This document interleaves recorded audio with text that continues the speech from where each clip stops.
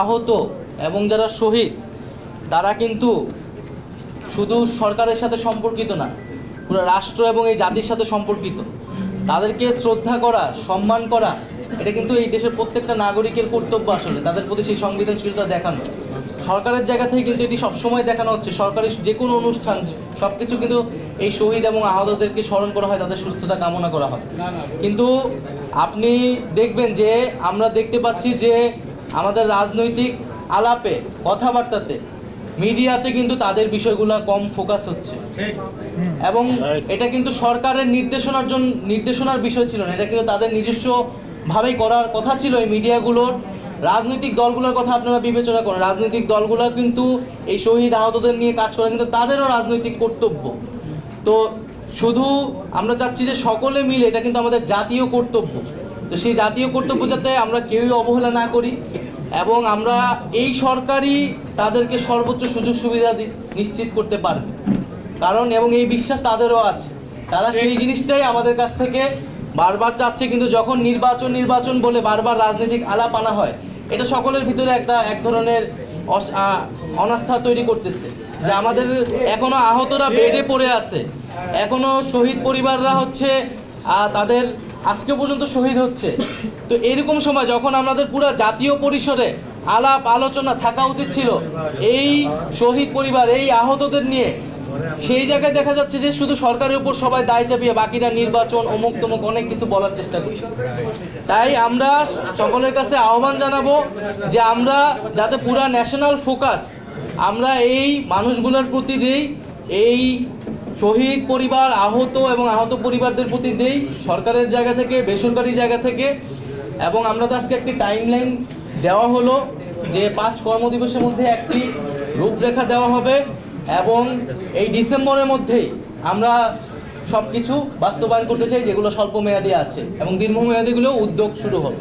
এই রাষ্ট্রের 24-এর রাষ্ট্র অর্জনের জন্য যারা 1 ফোঁটা রক্ত দিয়েছে তাদের কৃতিত্ব অস্বীকার করার কোনো সুযোগ নাই।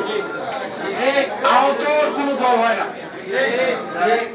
আহতকে যারা দলীয়করণ করে, বিভাজিত করে, ব্যক্তি স্বার্থ চরিতার্থ করার কোনো চেষ্টা করে, আমি মনে করি যে তাদের বাংলাদেশ নিয়ে তাদের যে পরবর্তী ভাবনা, এই পরবর্তী ভাবনা প্রশ্নবিদ্ধ।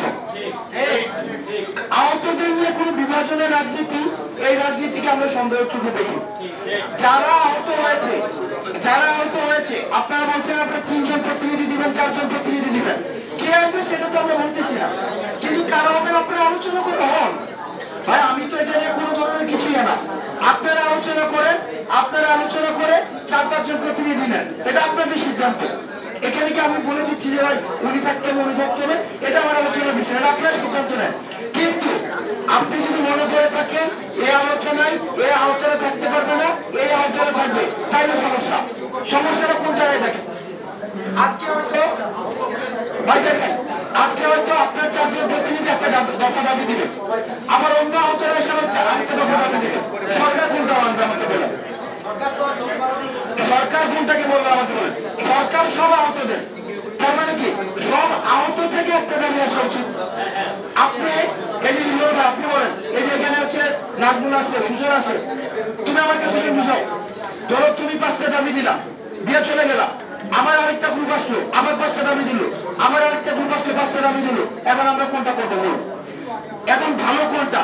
যে সবাই আপনারা মিলে আপনারা প্রতিনিধি সিলেক্ট করে ওনারা কথা বলে, তুমি আমাকে বলো।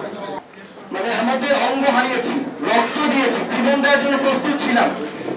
আমাদের ভিতরে যদি আমরা ডিভাইডেশন ক্রিয়েট করি, এটা শুধু আপনারা যারা আছেন তারা না, আমরা যারা আছে আমাদের জন্য এটা বিশাল বড় একটা কষ্টের কারণ হবে। এই জায়গায় সবচেয়ে গুরুত্বপূর্ণ যে জিনিসটা সেটা হইতেছে যে আপনাদের জায়গা থেকে আপনাদের এই ডিসিশন একত্রিত হয়ে আসতে হবে, কাউকে আলাদা করে না। এটা এই ভাই যে একটু আগে বলছে, এটা আসলে কষ্ট লাগে একটু, যে আপনি কি আহত। ফ্যাক্ট হচ্ছে ভাই আমাদের এই ভয়েস আমরা যারা আছি সবার ক্ষেত্রে ততটুকু সফট থাকতে হবে। সবাই এখানে বীর যোদ্ধা, সবাই এই যুদ্ধে আহত। এইখানে নিজেদের মধ্যে এরকম ভাগ করার, ক্যাটাগরি করার কিছু নাই যে 1 ফোঁটা রক্ত দিচ্ছে উনি আমার এই যুদ্ধের যোদ্ধা। সেটা গুরুত্বপূর্ণ ভাই। যে কোনো একটা জায়গায় যদি আমরা কথা বলি, 50 জন একসাথে কথা বলা টাফ।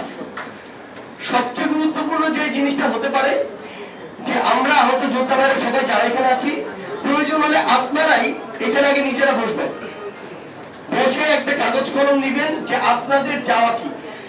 এই যুদ্ধে যারা জীবন দেওয়ার জন্য প্রস্তুত ছিল তাদের ওইটুকু বিবেক আছে যে খুনি হাসিনাকে, একজন খুনি হাসিনা স্বৈরশাসক ফ্যাসিস্ট চিন্তা করতে পারে, তার ওইটুকু বিবেক আছে আমার কি প্রয়োজন, রাষ্ট্র আমাকে কি দিতে পারে, কি দেওয়া উচিত।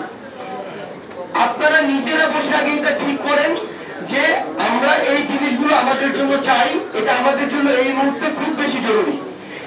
এই জিনিসগুলো আপনারা সবাই ঠিক করে আপনারাই বলেন যে আপনারা ডাকে রাজপথে নেমেছিলেন তাদের সহ বসবেন, না তাদের সাথে আমরা সরকারের কাউকে লাগবে, আপনারাই বলেন আমাদের কে কে লাগবে, তাদের সাথে বসে আপনাদের একটা টিম 100 জন আছে, তাহলে দাবিগুলো তো 100 জনের, 3 জন বা 5 জন এসে ওই দাবিগুলো প্রেজেন্ট করেন, আমাদের এইগুলো লাগবে এত দিনের মধ্যে।